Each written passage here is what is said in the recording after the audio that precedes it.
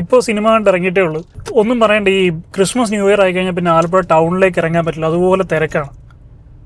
ഏകദേശം ഒരു 3/4 മണിക്കൂർ, ഒരു 45 to 50 മിനിറ്റ്സോളം എനിക്ക് തോന്നുന്നു ആ ഒരു ട്രാഫിക്കിൽ കിടന്നു. തിയേറ്ററിൽ നിന്ന് ഇറങ്ങാൻ തന്നെ ഓൾമോസ്റ്റ് ഒരു ½ ആൻ അവർ എടുക്കും, അതുപോലെ തിരക്കായിരുന്നു. അപ്പോൾ ആകെ ആ ഒരു സിനിമ കണ്ട ആ ഒരു ഫീല് ഫുൾ ആ ട്രാഫിക്കിൽ കിടന്ന് ഫ്രസ്ട്രേറ്റഡ് ആയിട്ട് പോയി.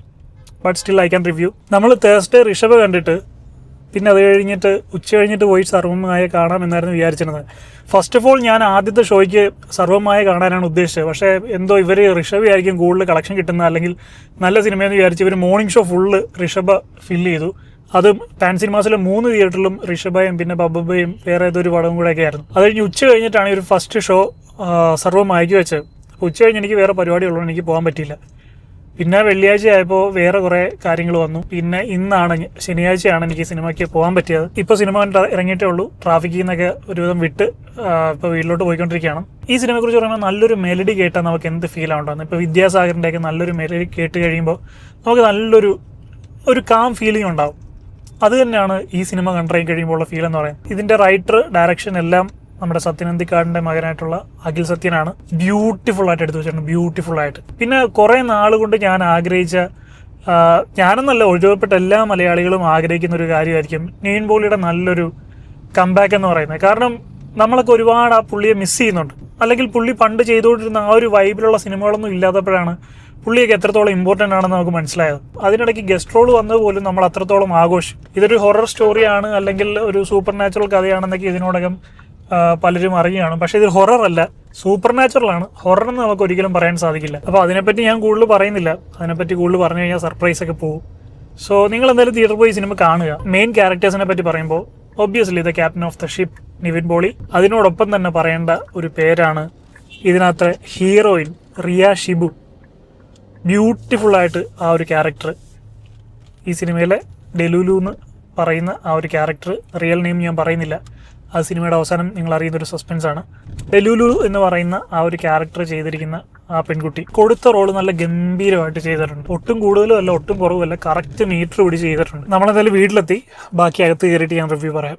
പിന്നെ അജു വർഗീസ് നിവിൻ പോളി കോംബോ എന്ന് പറയുന്നത് അത് ഒരു എവർഗ്രീൻ കോംബോ ആയിട്ട് എനിക്ക് തോന്നുന്നത്. കുറച്ച് സീനുകളേ ഉള്ളൂ, ഒരുപാട് സീനുകളൊന്നും ഇവരുടെ കോംബോ വരുന്നില്ല. പക്ഷേ ആ സീനുകളൊക്കെ നന്നായിട്ട് വർക്ക് ചെയ്യുന്നുണ്ട്. നിവിൻ പോളിയുടെ ഒരു സേഫ് സോണിൽ ഒരു കേക്ക് വാക്ക് പോലത്തെ ക്യാരക്ടറാണ് അഖിൽ സത്യൻ നിവിൻ പോളിക്ക് കൊടുത്തിരിക്കുന്നത്. അതുകൊണ്ട് തന്നെ പുള്ളിക്ക് വളരെ ഈസി ആയിട്ട് ചെയ്യാൻ പറ്റുന്നത്, പുള്ളിക്ക് നന്നായിട്ട് സ്കോർ ചെയ്യാൻ പറ്റുന്ന ഒരു സോണായിരുന്നു പ്രഭേന്ദു എന്ന് പറയുന്ന ക്യാരക്ടർ നിവിൻ പോളിയെ സംബന്ധിച്ചിടത്തോളം. പിന്നെ ഇതിനകത്ത് വരുന്ന മറ്റേ ക്യാരക്ടേഴ്സ്, നമ്മുടെ ഡാൻസർ വിനീത്, പ്രീതി മുകുന്ദനുണ്ട്, മേനെ പ്യാർ കിയ എന്ന് പറഞ്ഞ മൂവി കണ്ടവർക്ക് അറിയാവുന്ന ഹീറോയിൻ. പ്രിയ പ്രകാശ് വാര്യർ ഒരു ഗസ്റ്റ് അപ്പിയറൻസിൽ വരുന്നുണ്ട്. രഘുനാഥ് പാലരി, അദ്ദേഹം നിവിൻ പോളിയുടെ അച്ഛൻ കഥാപാത്രം ചെയ്യുന്നുണ്ട് ഈ മൂവിയിൽ. പിന്നെ ജനാർദ്ദൻ, അദ്ദേഹത്തിന് കുറെ നാളിന് ശേഷം ഒരു നല്ലൊരു റോളിൽ കണ്ട ഈ സിനിമയിലാണ്. പിന്നെ മധു വാര്യരുണ്ട്, നമ്മുടെ മഞ്ജു വാര്യരുടെ ബ്രദർ, അദ്ദേഹത്തിനെയും കുറേ നാളിന് ശേഷമാണ് കാണുന്നത്. അദ്ദേഹം ഒരു 5-6 സീനിൽ വന്നു പോകുന്നേ ഉള്ളൂ. പിന്നെ ഈ സിനിമയുടെ ഒരു പ്രധാനപ്പെട്ട പ്ലോട്ട് എന്ന് പറയുന്നത്, സ്ട്രഗിൾ ചെയ്യുന്ന ഒരു ചെറുപ്പക്കാരൻ. സ്ട്രഗിൾ ചെയ്യുക എന്ന് പറഞ്ഞു കഴിഞ്ഞാൽ കുടുംബത്തിൽ പട്ടിണി, പ്രാരാബ്ദം അങ്ങനൊന്നുമല്ല.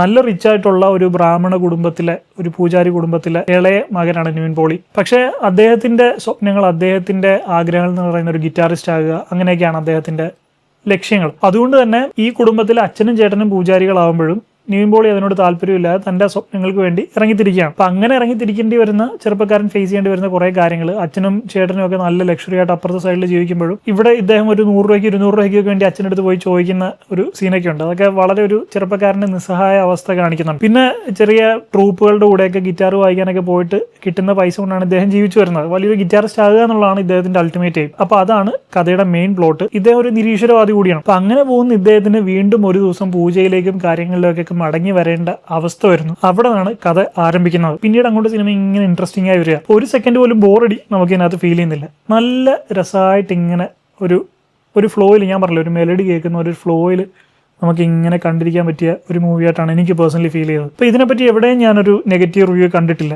എല്ലായിടത്തും പോസിറ്റീവ് റിവ്യൂ ആണ്. അതിന് കാരണം അത് നല്ലൊരു സിനിമ ആയതുകൊണ്ട് തന്നെയാണ്. ഞാനിപ്പോൾ ഇന്ന് പോയ ഷോയ്ക്കും 6:10 ഷോയ്ക്കാണ് ഞാൻ പോയത്. ആലപ്പുഴ പാൻ സിനിമാസിൽ ഇത്രയും തിരക്ക് ഞാൻ മുമ്പ് കണ്ടിട്ടില്ല. ഈ പാൻ സിനിമാസിൻ്റെ പാർക്കിംഗ് എന്ന് പറയുന്നത് വലിയൊരു ഗ്രൗണ്ടാണ്. അപ്പോൾ അതിൽ ഓൾമോസ്റ്റ് വണ്ടി കൊണ്ട് നിറഞ്ഞു. തിയേറ്ററും ഓൾമോസ്റ്റ് ഹൗസ്ഫുൾ ആയിരുന്നു. ഞാൻ ഷോ കഴിഞ്ഞ് ഇറങ്ങിയപ്പോഴും ഒരുപാട് ആളുകൾ സിനിമ കാണാൻ വന്നിട്ടുണ്ട്. അപ്പോൾ ഈ ഒരു ക്രിസ്മസ് അവധി എന്ന് പറയുന്ന ഈ ഒരു സീസൺ എന്തായാലും നിവിൻ പോളി തൂക്കി എന്ന് നമുക്ക് പറയാം. അത്രയും ആളുകൾ ഈ സിനിമ കാണാൻ വരുന്നുണ്ട്. പല തിയേറ്ററുകളിലും വളരെയധികം ഷോകൾ കൂട്ടിയിട്ടുണ്ട്. ഒരുപാട്, ഇപ്പം പാൻ സിനിമാസിൽ തന്നെ 2 സ്ക്രീനിലെന്തോ ഈ സിനിമ തന്നെ ഓടുന്നുണ്ട്. സോ നമുക്ക് വിത്തൗട്ട് എനി ഡൗട്ട് പറയാം നിവിൻ പോളിയുടെ ഒരു കംബാക്ക് ഈ സിനിമയാണെന്നുള്ളത്. നല്ല രീതിയിൽ ഈ സിനിമ എന്തായാലും കളക്ട് ചെയ്യും, കാരണം ഫാമിലി നന്നായിട്ട് കയറുന്നുണ്ട്. ഇപ്പോൾ ബബ്ബയുടെ കളക്ഷൻ നല്ല രീതിയിൽ കുറഞ്ഞു വരികയാണ്, കാരണം ഫാമിലി അത്രത്തോളം അതിന് കയറുന്നില്ല. ഫാൻസിൻ്റെ ആ ഒരു തള്ളിക്കയറ്റം കുറഞ്ഞപ്പോൾ, ഈ ഒരു അടിച്ചു പൊളിക്കാൻ കയറുന്ന ഫാൻസ് കുറഞ്ഞപ്പോൾ നന്നായിട്ട് ആ സിനിമയുടെ റണ്ണിനെ അത് ബാധിച്ചിട്ടുണ്ട്. പക്ഷേ അതിന് കയറാത്ത ഫാമിലീസ് മുഴുവൻ ഇപ്പോൾ ഈ സിനിമയ്ക്ക് കയറുന്നുണ്ട്. അത്രത്തോളം ഫുള്ള് ഫാമിലി ആയിരുന്നു, തിയേറ്റർ മുഴുവൻ ഫാമിലി ആയിരുന്നു. അങ്ങനെ ഒരു ലോഡ് ഫാമിലിയുടെ കൂടെ ഇരുന്നാണ് ഞാൻ മൂവി കണ്ടത്. എനിക്ക് പേഴ്സണലി എന്തായാലും ആ ഒരു സിനിമയും വൈബും ഒക്കെ വളരെയധികം ഇഷ്ടപ്പെട്ടു. ഒരുപാട് അങ്ങനെ പൊട്ടിച്ചിരിക്കുന്ന അങ്ങനെ ഒരു ഹ്യൂമർ സിനിമയൊന്നുമല്ല, പക്ഷേ കോമഡിക്ക് നല്ല രീതിയിൽ ആവശ്യത്തിന് നമ്മളെ ചിരിപ്പിക്കാനുള്ള കോമഡി ഉണ്ട്, നമ്മുടെ ഇന്ന് കണ്ണ് നനയിപ്പിക്കുന്ന രീതിയിലുള്ള സെന്റിമെന്റ്സ് ഉണ്ട്, ഇമോഷൻസ് ഉണ്ട്.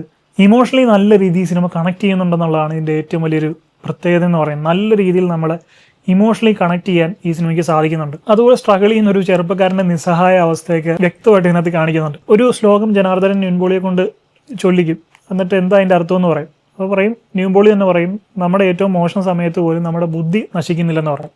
അപ്പോൾ ജനാർദ്ദനൻ പറയും, ആ ബുദ്ധി നിൻ്റെ കയ്യിലുണ്ട്, ഇപ്പോഴും നശിച്ചിട്ടില്ല, അതുകൊണ്ട് നീ പണം ഉണ്ടാക്കാൻ പറയും. അപ്പോൾ അത് നല്ലൊരു ഉപദേശമാണ് അതിനകത്ത് കൊടുക്കുന്നത്. നമ്മുടെ ഏറ്റവും മോശം സമയമാണെങ്കിൽ പോലും നമ്മുടെ ചിന്തകളും നമ്മുടെ ബുദ്ധിയും ഒക്കെ നമ്മുടെ കയ്യിൽ തന്നെ ഉണ്ടാവും. അതുപയോഗിച്ച് നമുക്ക് കഷ്ടപ്പെടുക, ജോലി ചെയ്യുക, പൈസ ഉണ്ടാക്കുക. അല്ലാതെ നമുക്ക് ആരും വീട്ടിൽ കൊണ്ട് ജോലിയും വീട്ടിൽ കൊണ്ട് പൈസ ഒന്നും തരില്ല. ഇപ്പോൾ പല ആൾക്കാരും പറയും, നിനക്ക് പൈസ ഉണ്ട്, അതുണ്ട്, ഇതുണ്ട്, എനിക്കതില്ല എന്ന് ഇങ്ങനെ പറയുന്ന ആൾക്കാരുണ്ടാവും. നിങ്ങൾ കഷ്ടപ്പെടുക, നിങ്ങൾക്ക് പൈസ ഇല്ലെങ്കിൽ അത് നിങ്ങളുടെ മാത്രം കുഴപ്പമാണ്, നിങ്ങൾ ശ്രമിക്കുന്നില്ലെന്നാണ് അതിൻ്റെ അർത്ഥം. അപ്പോൾ എന്തായാലും അങ്ങനെയുള്ള കുറേ കണക്ട് ചെയ്യുന്ന കാര്യങ്ങളൊക്കെ ഈ സിനിമയിലുണ്ട്. പിന്നെ ഒരു ഡെലൂലു എന്ന് പറയുന്ന ക്യാരക്ടർ, അതാണ് ഈ സിനിമയുടെ കോർ എന്ന് പറയുന്ന ആ ക്യാരക്ടറാണ്. ആ ക്യാരക്ടർ ഇല്ലെങ്കിൽ ഈ സിനിമ ഇല്ല എന്ന് വേണം പറയാൻ. ഈ സർവമായ എന്നുള്ള പേര് പോലും അതുമായിട്ട് കണക്റ്റഡ് ആയിട്ടുള്ളതാണ്. അപ്പോൾ ആ ക്യാരക്ടറിന് ഏറ്റവും നല്ല ഒരാളെ തന്നെയാണ് ഡയറക്ടർ കാസ്റ്റ് ചെയ്തിരിക്കുന്നത്. എനിക്ക് തോന്നുന്നില്ല ഇതിലും അത് കുറച്ചുകൂടെ ബെറ്റർ ആക്കാൻ പറ്റും. തുടക്കത്തിലൊക്കെ ഒരു കോമഡി പോലെ വന്നിട്ട് മൂവിയുടെ അവസാനത്തിലേക്ക് വന്നപ്പോൾ നമ്മൾ ശരിക്കും ഇമോഷണലി കണക്ട് ചെയ്യുന്ന ഒരു ക്യാരക്ടറായിരുന്നു അത്. സോ മൊത്തത്തിൽ ഈ ഒരു ഫെസ്റ്റിവൽ ടൈമിൽ ഫാമിലിയായിട്ട് തിയേറ്ററിൽ പോയി നല്ല വൈബിൽ കണ്ടിരുന്ന് ആസ്വദിക്കാൻ പറ്റുന്ന നല്ലൊരു അടിപൊളി സിനിമയാണ് സർവമായ.